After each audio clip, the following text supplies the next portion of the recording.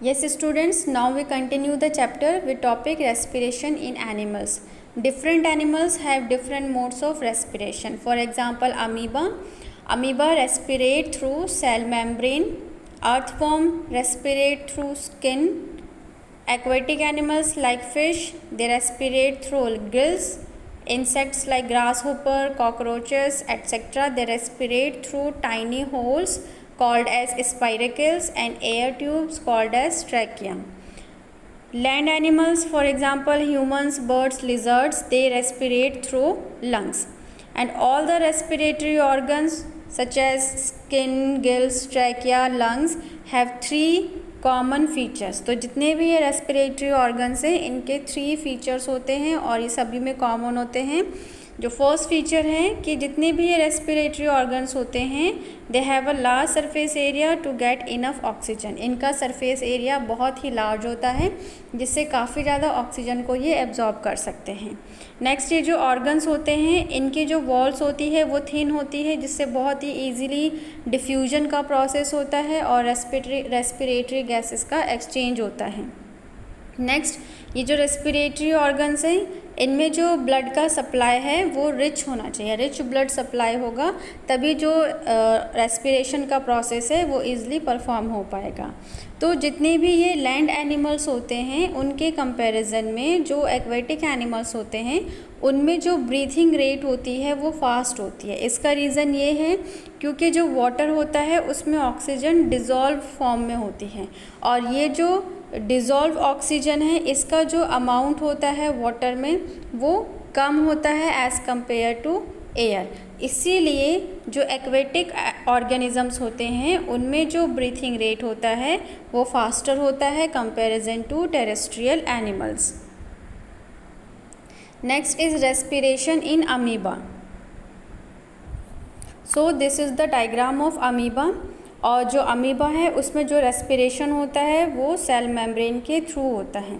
Amoeba एक aquatic organism है और जो वाटर है उसमें जो ऑक्सीजन होती है वो डिज़ोल्व फॉर्म में होती है और जो वाटर है उसमें जो ऑक्सीजन है वो डिफ्यूजन के थ्रू क्या होगा अमीबा में एंटर करेगी थ्रू द सेल मेम्ब्रेन.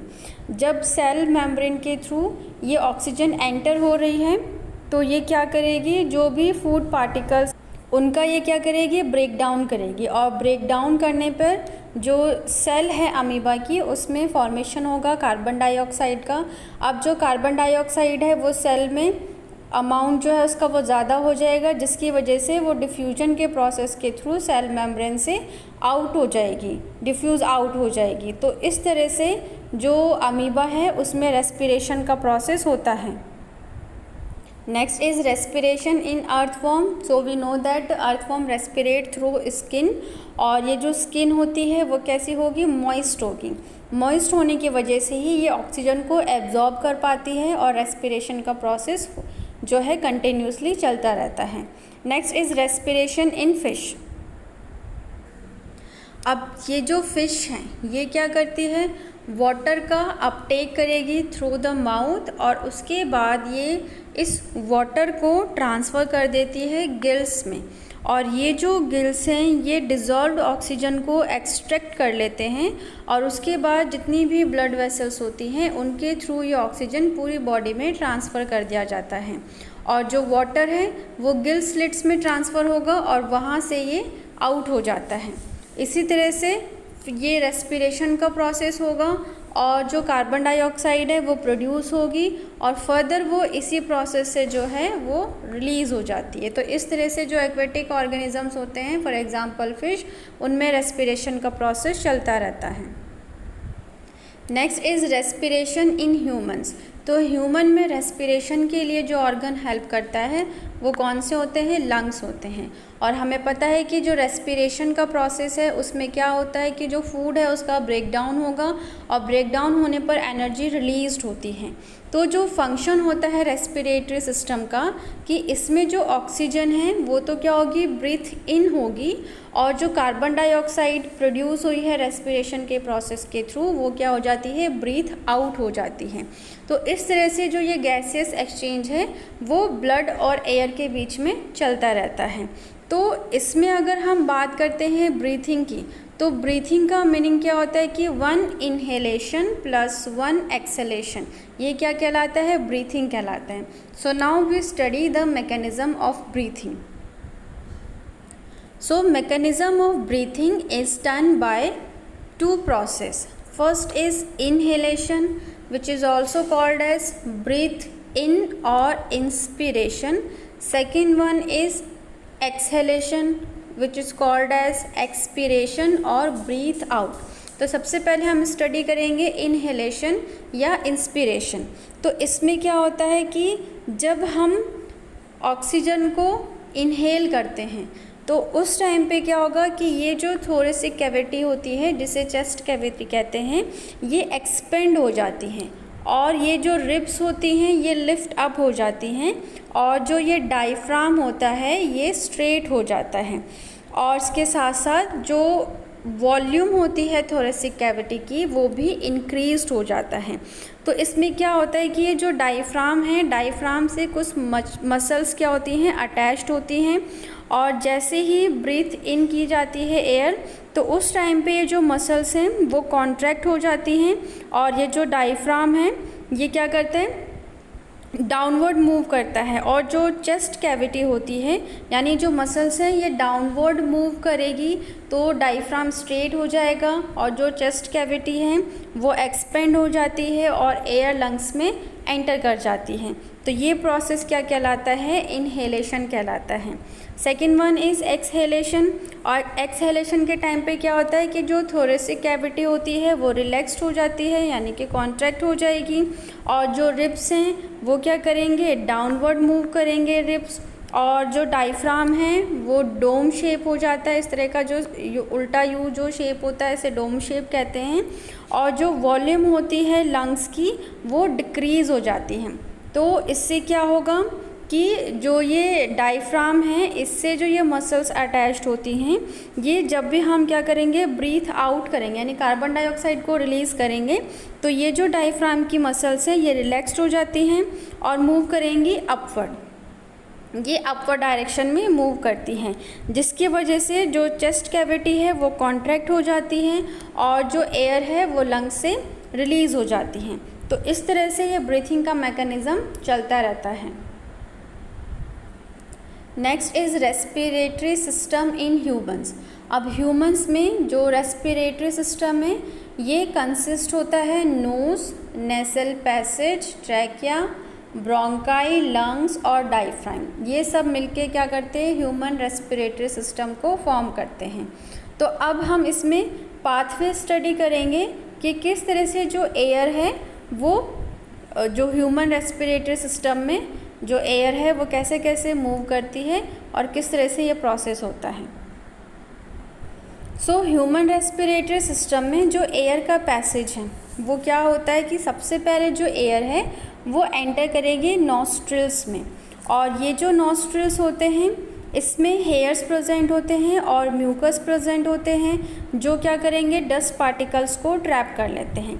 उसके बाद एयर एंटर करेगी नेसल पैसेज में, नेसल पैसेज के बाद ये एंटर करती है नेसल कैविटी में, नेसल कैविटी के बाद एयर एंटर करेगी फेरिंग्स, फेरिंग्स के बाद एयर एंटर करेगी लेरिंग्स और लेरिंग्स के बाद एयर एंटर करती है ट्रैकिया में।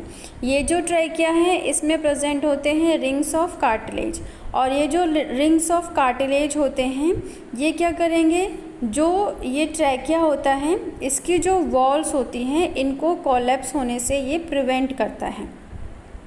नेक्स्ट जो एयर है, अब एयर ट्रैकिया से एंटर करेगी ब्रोंकाई में, तो यहाँ पर ये जो डिवाइडेशन हो रहा है ट्रैकिया का ये कहलाता है ब्रोंकाई। ब्रोंकाई के बाद एयर एंटर करेगी लंग्स में, तो एयर एंटर हो जाती है लंग्स में और जो लंग्स में ये जो ब्रोंकाई हैं इसकी कुछ ब्रांचेस फॉर्म्ड हो जाती है जिन्हें हम कहते हैं ब्रोंक्यूल्स। तो अब ये जो एयर है ये ब्रोंक्यूल्स में एंटर करेगी और उसके बाद सबसे लास्ट में एल्वोलर सेक या जिसे हम कहते हैं एल्वोलाई, तो ये जो स्ट्रक्चर होता है ये आपका एल्वोलाई कहलाता है और इसमें एयर एंटर करती है और ये जो एल्वोलाई है ये एंड पार्ट होता है ब्रोंक्यूल्स का और ये क्या करेगा कि जो ब्लड वेसल्स होती हैं उसमें ये एयर को ट्रांसपोर्ट कर देता है और गैसेस एक्सचेंज में हेल्प करता है। इसके साथ साथ ये जो सरफेस एरिया होता है उसको इंक्रीज़ करने में हेल्प करता है। Next is rate of breathing. जो एवरेज रेट होती है ब्रीथिंग की एडल्ट्स में वो होती है 15 to 18 टाइम्स पर मिनट। तो जब एट रेस्ट टाइम पे जो एडल्ट हैं उनमें जो ब्रीथिंग रेट होगी वो 15 to 18 टाइम्स पर मिनट होती है। और अगर हम बात करते हैं हीमोग्लोबिन की, तो जो हीमोग्लोबिन है उसकी जो रेंज होती है वो 12 to 18 ग्राम पर डेसीलीटर होती है ब्लड में एक नॉर्मल हेल्दी पर्सन में। और अगर किसी में क्या होगा, हीमोग्लोबिन की डिफिशिएंसी हो जाती है तो उस टाइम पे उस पर्सन में ऑक्सीजन की जो ऑक्सीजन है उसकी भी डिफिशिएंसी हो जाएगी, जिसकी वजह से उसको ब्रीथिंग प्रॉब्लम होगी, टायर्डनेस फील होगा और लैक ऑफ एनर्जी। वो हमेशा टायर्डनेस ही फील करता रहेगा और जो पर्सन है वो येलोइश दिखने लग जाता है और उसका जो वेट है वो भी लॉस हो जाता है। So the next topic is transport. तो ट्रांसपोर्ट में क्या होता है कि जो एब्जॉर्ब्ड फूड होता है वो एक पार्ट से दूसरे पार्ट में जब ट्रांसफ़र होता है बॉडी में तो उसी प्रोसेस को हम क्या कहते हैं, ट्रांसपोर्ट कहते हैं। तो सबसे पहले हम ये जो ट्रांसपोर्ट है वो स्टडी करेंगे इन प्लांट्स। तो प्लांट्स में जो ट्रांसपोर्टेशन का प्रोसेस है वो कैसे होता है। ये जो ट्रांसपोर्टेशन है ये 2 सिस्टम्स के थ्रू होता है प्लांट्स में। First is xylem, second is phloem. जो जाइलम है ये हेल्प करता है वाटर और मिनरल्स के ट्रांसपोर्टेशन में और जो फ्लोएम होता है ये हेल्प करता है फूड और जो हार्मोन्स होते हैं उनके ट्रांसपोर्टेशन में। तो सबसे पहले हम स्टडी करेंगे transport of water and mineral और ये किसके थ्रू होगा, जाइलम्स के थ्रू होगा। और जाइलम टिश्यू के कुछ कंपोनेंट्स होते हैं और ये हैं जाइलम वेसल्स और ट्रैकेट्स। ये दोनों वाटर के कंडक्शन में या वाटर के ट्रांसपोर्टेशन में हेल्प करते हैं। तो सबसे पहले हम स्टडी करेंगे जाइलम वेसल्स को। ये जो जाइलम वेसल्स होती हैं ये नेचर में डेड होती हैं और एक लॉन्ग ट्यूब लाइक स्ट्रक्चर होता है जो एक ड्रेन पाइप की तरह वर्क करता है। ये जो जाइलम वेसल्स होती हैं ये अंदर से कैसी होती हैं, होलो स्ट्रक्चर होता है, डेड सेल्स की ये फॉर्म्ड होती है और एंड टू एंड ये जॉइंट होती चली जाती हैं। जाइलम जो वेसल्स होती हैं ये रूट से जो प्लांट बॉडी है, स्टेम्स और लीव्स, यहाँ तक ये क्या होती है, फैली हुई होती हैं। और ये जो जाइलम वेसल्स हैं इसमें जो साइटोप्लाज्म और जो न्यूक्लियस होता है वो एब्सेंट रहेगा। इनकी जो वॉल होती है, ये जो जाइलम वेसल्स की जो वॉल्स होती हैं ये सेल्यूलोज और लिग्निन की फॉर्म्ड होती हैं। लिग्निन जो होता है वो एक हार्ड सब्सटेंस होता है जो क्या करेगा, स्ट्रेंथ प्रोवाइड करता है स्टेम को। और जो वुडी स्टेम्स होती हैं उसमें जो जाइलम वेसल्स है वो लिग्निफाइड ही होती हैं। तो ये जो जाइलम वेसल्स हैं इसमें क्या होते हैं, कुछ पिट्स प्रेजेंट होते हैं, स्पेशली ऐसा एरिया जहाँ पे लिग्निन क्या है, कम होता है। तो एथिन एरिया में पिट्स क्या होते हैं, प्रेजेंट होते हैं और ये वाटर के कंडक्शन में हेल्प करते हैं। तो जितने भी हमारे फ्लावरिंग प्लांट्स होते हैं उन सभी फ्लावरिंग प्लांट्स में जो वाटर का ट्रांसपोर्टेशन होता है वो जाइलम वेसल्स और जाइलम ट्रैकेट्स दोनों के थ्रू ही होता है। Next is tracheids. और ये जो ट्रैकेट्स होते हैं ये लॉन्ग, थिन और स्पिंडल शेप स्ट्रक्चर के होते हैं। इनकी जो वॉल्स होती हैं वो थिक होती हैं। ये नेचर में डेड होते हैं, यानी कि इनमें जो न्यूक्लियस है वो एब्सेंट होगा। और इसमें क्या होते हैं, जो इसके एंड्स होते हैं वो टैपरिंग होते हैं। तो इस तरह के जो पॉइंटेड एंड्स होते हैं इन्हें हम टैपरिंग एंड्स कहते हैं। इलोंगेटेड सेल्स होती हैं ये। और ये जो ट्रैकेट्स हैं इनमें पिट्स प्रेजेंट होते हैं, कुछ होल्स प्रेजेंट होते हैं जिन्हें हम पिट्स कहते हैं। और इन पिट्स के थ्रू ही जो वाटर है वो ट्रांसपोर्ट होते हैं। तो जितने भी नॉन फ्लावरिंग प्लांट्स होते हैं उनमें जो वाटर का कंडक्शन है वो कौन करता है, ट्रैकेट्स करते हैं। Next is mechanism of transport of water and minerals in plants. So plants में वाटर और मिनरल के ट्रांसपोर्टेशन में कौन हेल्प करता है? रूट्स में जो रूट हेयर्स होते हैं वो क्या करेंगे? वाटर और मिनरल को एब्जॉर्ब करते हैं फ्रॉम द सॉइल। उसके बाद ये एब्जॉर्ब करने के बाद डिफ्यूजन के प्रोसेस के थ्रू ये इस वाटर और मिनरल को ट्रांसपोर्ट कर देते हैं रूट के एपिडर्मिस, कॉर्टेक्स और एंडोडर्मिस में। उसके बाद रूट जाइलम में, और रूट जाइलम के बाद ये जो वाटर है ये ट्रांसपोर्ट होगा स्टेम के जाइलम वेसल्स में, और उसके बाद ये लीफ में इस तरह से ट्रांसपोर्ट होता चला जाता है। Next is water is sucked up by the xylem vessels, कि जो वाटर है उसको कौन सक करता है? जाइलम वेसल्स सक करती हैं। तो जो प्लांट्स होते हैं उनमें ट्रांसपिरेशन का प्रोसेस होता है, यानी कि वाटर जो है वो एवापोरेट हो जाता है लीफ से। तो इस प्रोसेस को हम क्या कहते हैं? ट्रांसपिरेशन कहते हैं। तो जब ये ट्रांसपिरेशन का प्रोसेस होता है तो उस टाइम पे एक सक्सेशन पुल क्रिएट होता है, और इसी की वजह से जो वाटर है वो जाइलम वेसल्स सक्ड अप कर देती हैं। तो इसमें कौन हेल्प करता है? जो ट्रांसपिरेशन का प्रोसेस है वो हेल्प करता है। तो हमारा नेक्स्ट टॉपिक है transport of food and other substances. तो फूड का जो ट्रांसपोर्ट होता है from leaf to other parts of the plant वो कहलाता है ट्रांसलोकेशन। तो फूड के ट्रांसपोर्टेशन में हेल्प करता है फ्लोएम। फ्लोएम के 2 कंपोनेंट्स होते हैं, सीव ट्यूब और companion cells. This is the structure of sieve tube and companion cell. ये जो सीव ट्यूब होती है एक लॉन्ग ट्यूब लाइक स्ट्रक्चर होता है, और इसके जो एंड होते हैं तो एंड पर कुछ सेल्स प्रेजेंट होती हैं जिन्हें हम कहते हैं सीव प्लेट्स। इस प्लेट में क्या होते हैं? स्मॉल पोर्स प्रेजेंट होते हैं, तो इसलिए हम इसे कहते हैं सीव प्लेट कहते हैं। और ये जो पोर्स होते हैं इसी के थ्रू जो फूड है वो पास होता है। तो जो ये सीव ट्यूब है ये नेचर में होती है लिविंग, और लेकिन इसमें जो साइटोप्लाज्म है वो तो प्रेजेंट होता है, लेकिन न्यूक्लियस क्या होगा? एब्सेंट होता है। सीव ट्यूब के साथ ही यहाँ पर अटैच्ड होती है कंपेनियन सेल। कंपेनियन सेल में एक लार्ज न्यूक्लियस होता है, डेंस साइटोप्लाज्म होता है, और बहुत से जो सेल ऑर्गेनेली हैं वो प्रेजेंट होते हैं। तो जो कंपेनियन सेल्स हैं ये क्या करती हैं? सीव ट्यूब की हेल्प करती हैं फूड के सप्लाई में। So the movement of water in xylem is always upward direction, but the movement of food in phloem can be upward or downward.